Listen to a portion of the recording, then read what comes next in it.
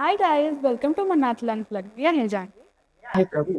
आजच्या एपिसोडमध्ये आमच्या दोघांव्यतिरिक्त आमच्यासोबत आमची मैत्रीण आहे साक्षी. सो मी साक्षीचा या एपिसोडमध्ये वेलकम करते. साक्षी आमच्यासोबतच फिल्म मेकिंगची विद्यार्थी आहे. त्यासोबतच तिचं अजून एक पॅशन आहे, ते म्हणजे जर्नलिझम. तिनं जर्नलिझममध्ये एक डिप्लोमा कोर्ससुद्धा केलेला आहे आणि ती एक ॲस्पायरिंग जर्नलिस्टसुद्धा आहे. तर आजचा व्हिडिओचा विषय असा आहे की जे आपण आत्ताच बघितलं, जे दिल्लीमध्ये जनता मंतरमध्ये जे प्रोटेस्ट झालं किंवा जे हंगर स्ट्राईक झालं, त्यामध्ये आपण जे बघितलं हा प्रोटेस्ट खूप वेगळा होता इतर प्रोटेस्टपेक्षा. आणि ह्याच्यामध्ये यूथ मुलं खूप होते आणि त्यांचे एक टेक्निक किंवा त्यांची या प्रोटेस्टची पद्धत खूप वेगळी होती. तर आपण आज त्याबद्दल बोलणार.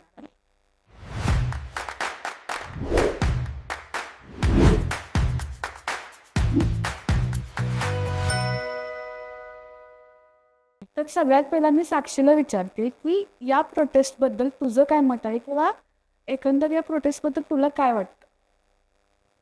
सीजेपीचा जो प्रोटेस्ट झाला तो म्हणजे आता आपण असं म्हणतो की एकदमच खूपच वेगळं होतं कारण यामध्ये जेनझी उतरले होते. प्लस जेनझींचं काही नवीन ट्रिक म्हणजे जेनझींना ज्या नावासाठी म्हणजे त्या रील स्क्रोल करतात किंवा सोशल मीडियावर असतात यासाठी जे ब्लेम केलं जायचं ना, तीच गोष्ट आज त्यांचं म्हणजे एक कौतुक बनलंय. तर अशा बरेच गोष्टी झाल्या की रील असतील, पॉडकास्ट असतील, इंडिपेंडेंट जर्नलिस्टचे इंटरव्ह्यूज असतील. अशा या सर्व गोष्टींनी ना जनतेंनी पकडून ठेवलं आणि त्यांनी बरोबर ती कमांड केली की आपण कोणत्या गोष्टींना पकडून आपण हे केलं तर काय होईल आणि फ्युचरमध्ये मला सुद्धा सांगता येण्यास अभिमान होईल की हा मी सुद्धा जनजी आहे आणि मी यावेळी असा पार्ट होते याचा आणि किंवा सोशल मीडियामुळे हे सगळं झालं. व ज्यांनी फक्त फिजिकल प्रोटेस्ट न करता त्यांनी सोशल मीडियाचा उपयोग खूप भारी केलेला आहे त्याच्यामध्ये, की त्यांनी मीम्स बनवले ज्या मीम्ससाठी ज्यांना म्हणलं जातं की काय म्हणजे मीम्स करत बसतात किंवा मीम्स फालतू गोष्टींवरती हसत बसतात. पण त्याच गोष्टीमुळं आज पूर्ण इंडियामधले यूथ किंवा म्हणजे ओव्हरऑल जे इंडियन्स आहेत ते एकत्र आले आणि त्या मीम्समुळेच जास्त म्हणजे प्रोत्साहित झाले लोक की म्हणजे आपण जे म्हणतो की एका जेव्हा इमेजला जेव्हा आपण सॉन्ग लावतो तेव्हा त्या इमेजचं आपल्याला जास्त इमोशन्स कळतात, ना की नुसतं म्हणजे आपण जे न्यूज बघायला आपण नुसतं इन्फॉर्मेशन घेतो. म्हणजे इंस्टाग्रामवरती त्यांनी मीम्स केले किंवा तिथले इमेजेसना सॉंग्स लावले, खूप सारे पेट्रोटिक सॉंग्स लावले, त्याच्यामुळे जास्त आपल्यामध्ये त्याचे इमोशन्स तयार झाले की आपण पण काहीतरी केलं पाहिजे.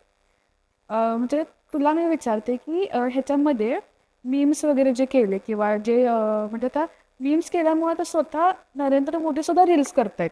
म्हणजे इथवर त्यांना ज्यांनी आणले की तुम्ही रील्स त्यांना टाकायला भाग पाडले. की तुझं काय म्हणणं आहे की मग आत्ता जे न्यूजपेक्षा आपण रील्स बघतो किंवा त्याचे मीम्स करतोय ते कितपत योग्य तुला वाटतं किंवा त्याचा कसा उपयोग तुला वाटतं? मला असं वाटतं की काळानुसार गोष्टी बदलतात. अशाच पद्धतीने काळानुसार सरकारने लोकांसोबत कम्युनिकेट करण्याची पद्धत सुद्धा बदलावी. म्हणजे जे आता बदलतीये कम्युनिकेशनचा एक वे सुद्धा बदलतो आणि तेच आता बदलायला आता कुठेतरी सुरुवात झाली आहे या दरम्यान किंवा आत्ताच्या या घटनेनंतर. एकंदर प्रोटेस्टचा मेन हायलाइट पॉईंट हा होता की तरुणांनी एकत्र येऊन एखादा आंदोलन कशा पद्धतीने उभं केलं. त्याच्यामध्ये काही मुद्दे आता जाणले आणि साक्षी बोलले, तर त्यातलाच आणखीन एक नवा मुद्दा मला असा जाणवला. त्याच्यामध्ये जे मेनस्ट्रीम मीडिया आहे, म्हणजे काही न्यूज चॅनल्स आहेत जे आधीपासून चालत आहेत, ते सुद्धा या आंदोलनाचं प्रोटेस्टचं ब्रॉडकास्टिंग करत होते. पण आपल्याला या प्रोटेस्ट मधला एक वेगळा मुद्दा असा जाणवला की त्याच्यामध्ये पण क्रिएटर्स आहेत, म्हणजे उदाहरणार्थ संगीत असले, क्रिएट्स असेल, यांसारखे जे इंडिपेंडंट क्रिएटर्स आहेत ते ग्राउंड लेवलला उतरून त्याचं ब्रॉडकास्टिंग रिपोर्टिंग करत होते आणि त्याकडे जास्त लोकांचा कल. आणि नेहमी बातम्या बघणारे लोक सुद्धा इंस्टाग्रामवरती संदेशचे ब्रॉडकास्टिंग बघत होते. त्याच्यामध्ये आणखीन एक जाणवतंय की तरुणांनीच तरुणांचा मुद्दा कसा उभा करता, तरुणांनी तरुणांना एकत्रित होऊन कशा पद्धतीने सपोर्ट केला हे आपल्याला याच्यामध्ये दिसून आले. आणि जसं की साक्षी म्हणाली की लोकशाही आहे, लोकशाहीमध्ये प्रत्येकाला मत मांडण्याचं स्वातंत्र्य आहे.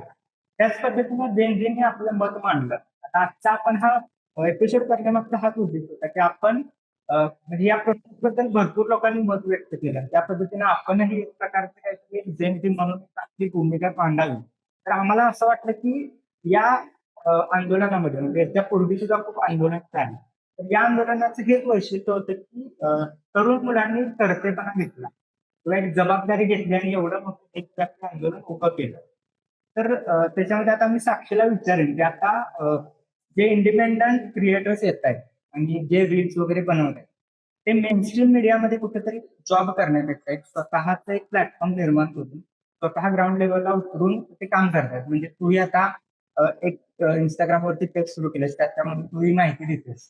तू अशा पद्धतीचं आपण पण मनातलं अनप्लगच्या माध्यमातून हे काम करतो. तर असे अनेक नवीन क्रिएटर्स येत आहेत. तर नवोदित जे जर्नलिझम आहे किंवा बदलतं जर्नलिझम आपण म्हणू शकतो त्या गोष्टीला. तर त्याबद्दल एकंदर तुला काय वाटतं?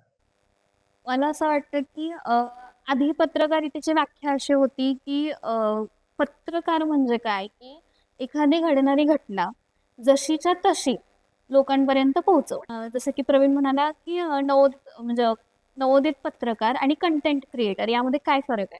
तर यामध्ये मूलतः असा फरक आहे की जे कंटेंट क्रिएटर आहे ते अशी बातमी न देता की जंतर मंतरवर लाखो विद्यार्थ्यांनी आंदोलने केली अशी बातमी न देता ते तिथे जातात आणि आंदोलन करणाऱ्या विद्यार्थ्यांशी संवाद साधतात आणि म्हणजे त्यांच्या भावना असतील त्यांच्या भूमिका असतील या जाणून घेतात आणि त्या जशाच्या तशा लोकांपर्यंत पोहोचतात. त्याला कंटेंट क्रिएटर किंवा इंडिपेंडंट जर्नलिस्टच म्हणतात कारण त्यांची काम करण्याची पद्धत त्यांची काम करण्याची निराळी पद्धत आणि रिसर्चची निराळी पद्धत सांगण्याची निराळी पद्धत ही वेगळी आहे.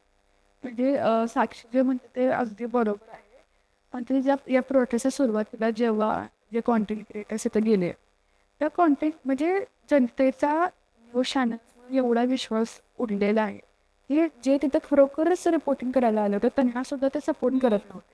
थोड्या काळानंतर त्यांचा ट्रस्ट बेस झाला. मग त्यांना म्हणजे तिथे कॅप्चर करायला किंवा त्यांची मतं घ्यायला त्यांनी अलाव केलं. नंतर म्हणजे जे तिथे जनजे होते किंवा जे तिथे जे लोक होते त्यांना खरोखर न्यूज चॅनल्स त्याबरोबर किंवा जर्नलिस्टबरोबर एवढा राग आलेला आहे की तुम्ही किती खोटी माहिती सांगतात किंवा वन साइडेड माहिती सांगतात. साक्षी म्हणते ते बरोबर आहे की सगळे जर्नलिस्ट नाही आहेत. म्हणजे जर्नलिस्ट आहेत ते जर्नलिस्ट सारखं वागत नाही आहेत किंवा ते सत्य माहिती देत नाही जे कॉन्टेंट क्रिएटर्सनी केलं त्या. बदलत्या पत्रकारितेचे पडसाद हे जनमानसात कसे उमटतात हे आपल्याला एकंदर या प्रोटेस्टच्या ब्रॉडकास्टिंग आणि न्यूज रिपोर्टिंग मध्ये आपल्याला लक्षात आलं. तर आजचा आपला हा विषय आहे की सोशल मीडियाच्या लोकांपर्यंत प्रोटेस्ट कशा पद्धतीने सुरू आहे कशा पद्धतीने पोहोचले. तर त्याच्यामध्ये आता एक दुसरा मुद्दा येऊ शकतो की जे इंडिपेंडंट क्रिएटर्स आहेत ते रिपोर्टिंग मध्ये उतरले. तर याच्या आधी सुद्धा आपल्याला हे पाहायला मिळालं की आता उदाहरणार्थ स्केटे क्रिएट्स सारखे जे क्रिएटर आहेत त्यांचा जो कॉन्टेंट आहे तर त्याच्यामध्ये सगळं रिपोर्टिंग सारखं असतं. म्हणजे ती कुठल्याही निष्ठा बाहेर जाऊन तिने ते रिपोर्टिंग केलं असं म्हणजे मला वाटत नाही. ज्यामध्ये म्हणजे न्यूज देणं आणि काही इन्फॉर्मेशन पोहोचवणं अशा पद्धतीने त्यामध्ये काम केलं आणि समजेसचा कॉन्टेंट त्याच्या थोडस विरुद्ध असतो. पण तो यामध्ये आपल्याला दिसला म्हणजे मला पहिल्यांदा एक आश्चर्याची गोष्ट वाटली की तो अशा पद्धतीने रिपोर्टिंग करतो. तर त्याच्यामध्ये हे दुसरा एक मुद्दा उपस्थित होऊ शकतो की आता किंवा समजून तर या दोघांव्यतिरिक्त आणखी भरपूर उदाहरण म्हणून त्या दोघांची नाव तर त्यांचा एक फॅन फॉलोअर आहे जास्त आणि त्यांना मानणारा एक वर्ग आहे. त्या गोष्टीमुळे लोकांचं अटेन्शन त्यांच्याकडे जास्त दिलं आणि त्यांनी सगळ्यात चांगली गोष्ट ही केली की त्यांनी ग्राउंडवरती जाऊन जे काही दिसतं ते कॅमेरामध्ये टिकवून अजून एव्हिडन्स म्हणून ते लोकांना दाखवलं. त्यामुळे लोकांचा त्यांच्यावरती जास्त विश्वास झाला आणि म्हणजे साक्षी जसं म्हणाली की पत्रकारिता आणि कॉन्टेंट क्रिएशन आणि कॉन्टेंट क्रिएटर्सने केलेली पत्रकारिता यामध्ये 100% फरक हा राहणारच आहे. कारण की ऑथेंटिक पत्रकारितेचं जे शिक्षण घेत साक्षीने डिप्लोमा कोर्स त्याच्यामध्ये केलेला आहे त्यामुळे तिला त्याची जास्त माहिती आहे. तर त्यामध्ये काही गोष्टी काही एलिमेंट्स हे खूप वेगळे असतात. म्हणजे बाकीने एखादी कशी पोचवायची जसं साक्षी तोच मुद्दा आहे. पण आता जे कॉन्टेंट म्हणतोय हे जे आपण पाहिलं एकंदर प्रोटेस्टच्या माध्यमातून तर हेच एक बदलत्या पत्रकारितेचं एक रूप म्हणू शकतं आणि तेही स्वीकारता आपल्याला जी काळाची गरज आहे असं मला वाटतं. कारण की जसं माध्यम बदलतं तसं बातमी देण्याची पद्धत सुद्धा बदलते. इन जनरल या प्रोटेस्टमध्ये आपल्याला अनेक गोष्टी पाहायला मिळतात. जसं सुरुवातीला ज्यांनी सांगितलं मीम्स वगैरे बनले वेगळ्या पद्धतीनं या सगळ्या प्रोटेस्टचं रूप लोकांपर्यंत पोहोचलं आणि बऱ्याच ठिकाणी म्हणजे आता जसं म्हणाली की मोदी सुद्धा आधी मन की बात करत होते पण आता स्वतः व्हर्टिकल फॉर्मॅटमध्ये ते सुद्धा आलेले आहेत. त्यामुळं बऱ्याच म्हणजे युथला कसं अटेन्शन या फॉर्मॅटमध्ये येत आणि इंस्टाग्रामवरती आपण न्यूज पाहतोय ही एक वेगळी गोष्ट होती आणि त्याच्यावरती पण वेगवेगळे न्यूज बनते. तर इंडियाचा हाच मुद्दा होता की युथ जर्नलिझम यांची ताकद सोशल मीडियाच्या माध्यमातून कशी येते म्हणजे एरवी सोशल मीडियाकडे फक्त तरुणांची रील्सवर टाइमपास करतायत वगैरे या सगळ्या गोष्टी होत होत्या पण मोठे मोठे लोक स्वतः रील्स स्क्रोल करत असताना न्यूज बघत आणि सध्या आता आपण बघतोय की जे एस्टॅब्लिश न्यूज चॅनल्स आहेत ते सुद्धा इंस्टाग्रामवरती आहेत आणि त्यांचा जास्तीत जास्त रील्स हा इंस्टाग्रामवरती म्हणजे आता टीआरपी आपण जो म्हणतो तो आपल्याला ब्रॉडकास्टिंग आणि सॅटेलाइट मधून मिळतो म्हणजे टीव्ही कसे बातम्या दिसतात त्याच्यातून दिसतो पण आत्ताचा डेमोग्राफिक डेटा बघता जास्तीत जास्त न्यूज बघणारी लोक मोबाईलवर आहेत जे सोशल मीडियावर आहे त्यामुळं जर्नलिझम बदलतंय हे आपल्याला सध्या सोशल मीडिया मला असं वाटतं की आत्ताचे जे पत्रकार आहेत म्हणजे एका एका काळाशी मी हे करून तुलना करून सांगते आता की इतिहासामध्ये आपण पाहिलं की जेव्हा लोकमान्य टिळक साध्या प्लेगच्या ह्याच्यावरून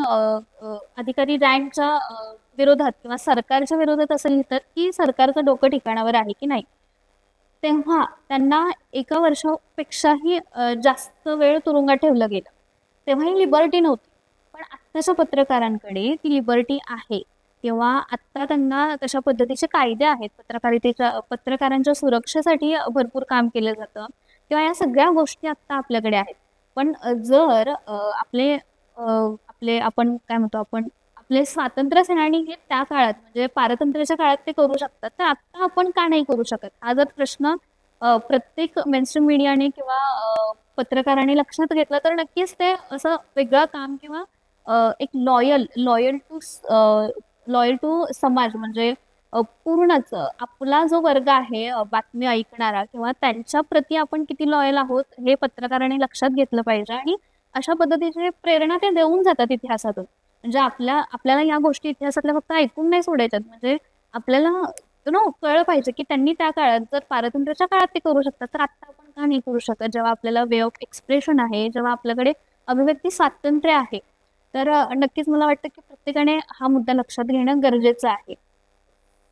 म्हणजे आम्ही आज सगळी चर्चा केली या प्रोटेस्टबद्दल बोललो जर्नलिस्टबद्दल बोललो किंवा आत्ताच्या मीडिया कल्चरबद्दल आम्ही जे बोललो ते मला असं वाटतं की ही एक स्टार्ट झाली आहे की प्रत्येक माणसाकडे प्रत्येक सिटिझनकडे स्वतःचा आवाज आलेला आहे आणि आत्ता जे प्रोटेस्ट चालू झालेलं आहे किंवा आत्ता जे म्हणजे आपण जे म्हणतो एका दिशेनं आपण जे चाललेलं आहे ते चालूच राहणार आहे म्हणजे आम्ही जे काही बोलतोय किंवा जे सोशल मीडियावर चाललं किंवा जे प्रोटेस्ट झालं ते कुठल्याही गव्हर्नमेंटबद्दल नाही ते आहे की प्रत्येक माणसाला त्याचा राईट आहे आणि त्या राईटसाठी आता आपल्याला सगळ्यांना एक व्हॉइस भेटला जो सोशल मीडिया आहे आणि आम्ही जे आता चर्चा करतो किंवा जे काही चालू आहे ते आमच्याकडून एक आमचं व्हॉइस आहे की जे चालू आहे ते आम्ही सपोर्ट करतो आणि आम्ही त्याच्यासोबत आहोत म्हणजे जे काही झालं नीट पेपर लीक झालं किंवा खूप साऱ्या गोष्टी झाल्या खूप वेगळ्या ठिकाणी प्रोटेस्ट झाले ते आमचंही सपोर्ट आहे